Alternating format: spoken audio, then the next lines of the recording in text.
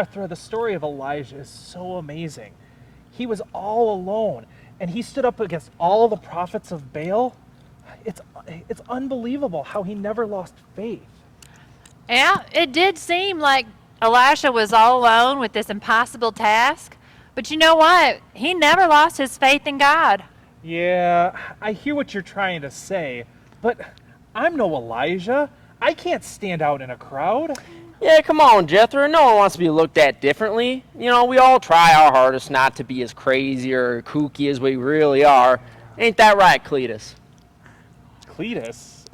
I thought your goat friend was named Stan. Oh, no, Stan's a goat, but Cletus is my imaginary friend that takes care of Stan and my wildlife critters. Ain't that right, Cletus? See, I can see him right now. Normal like everybody else?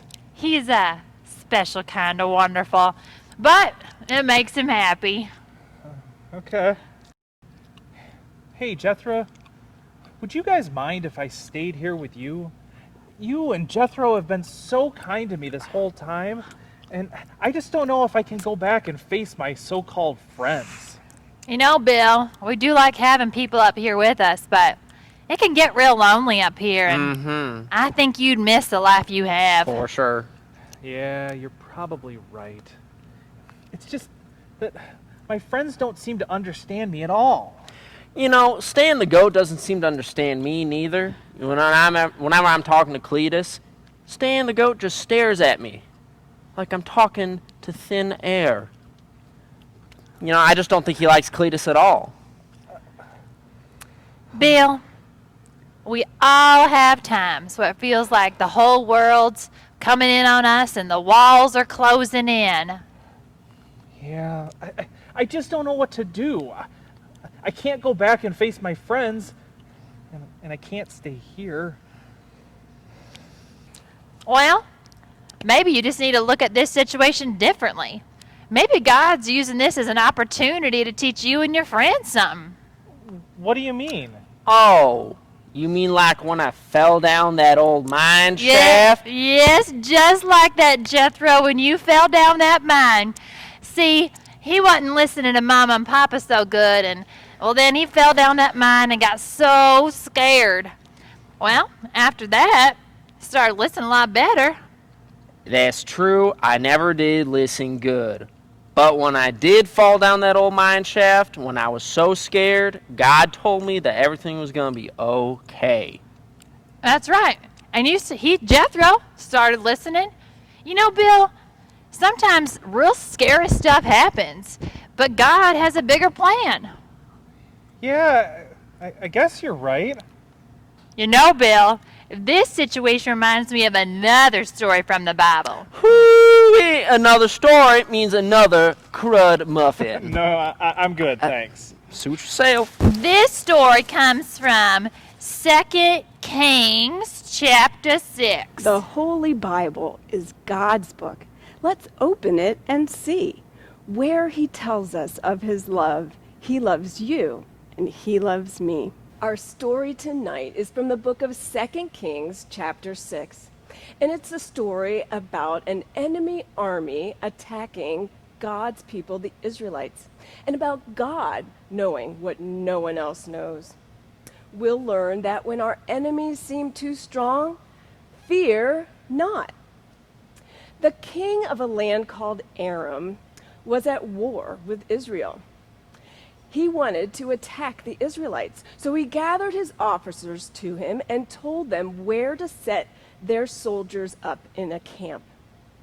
And he would attack the Israelites as they came by. Well, God heard this plan. God saw what was happening. God knew everything that was happening because God knows everything. God had a prophet named Elisha. A prophet is God's messenger. God had given Elisha his spirit so that Elisha was able to hear things only God could hear, see things only God could see, and do things only God could do. Elisha heard the plan of the king of Aram and of his attack plan.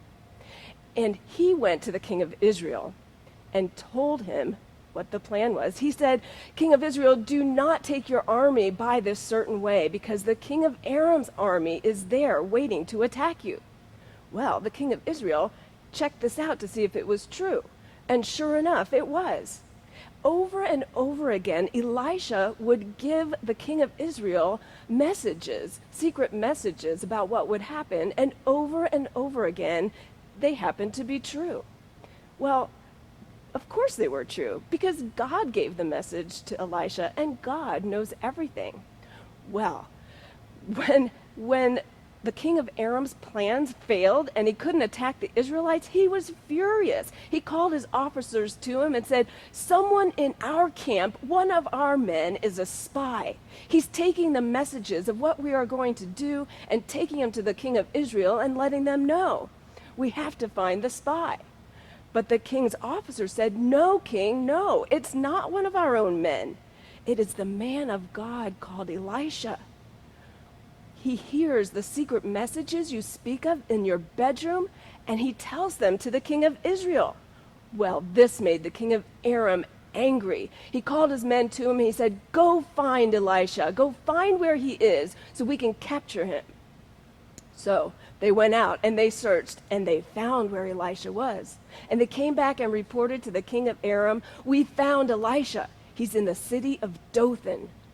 So immediately the king of Aram gathered a large army with men and horses and chariots and sent them to the city of Dothan in the middle of the night and surrounded the city. Well, early in the morning the next day, Elisha's servant woke up and he went outside. And he was shocked at what he saw. The city was surrounded by the enemy army. What would they do? He ran back in to tell Elisha.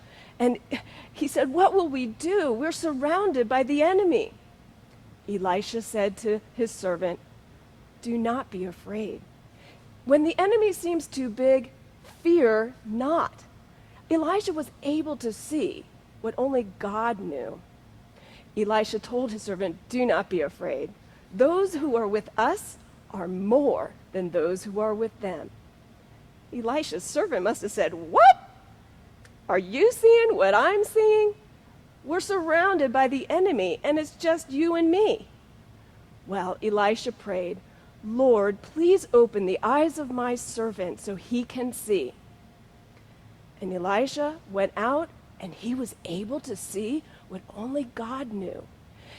All on the hills were covered with horses and chariots of fire.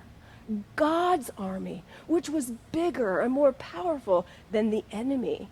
And God's army was surrounding Elisha to protect him. And then the enemy started to attack. They started to come towards Elisha. And Elisha prayed, Lord, please strike the enemy with blindness. And immediately, the enemy army couldn't see a thing. They couldn't see where they were going. How could they find a man they couldn't even see? How could they attack an enemy they couldn't find?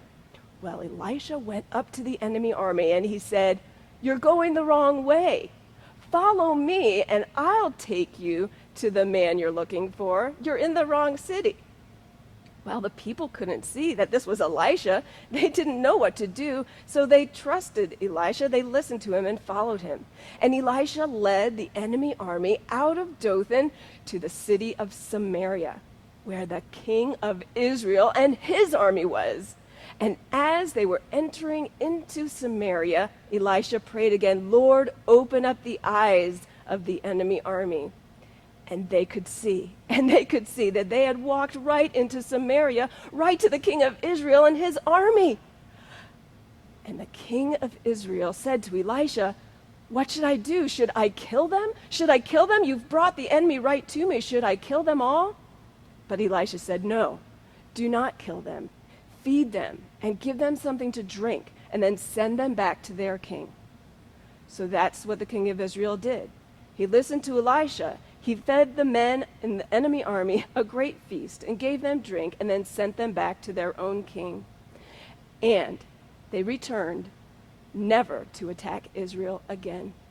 The king of Aram's armies stopped attacking Israel. When the enemy seems too strong, fear not. God had saved his people again.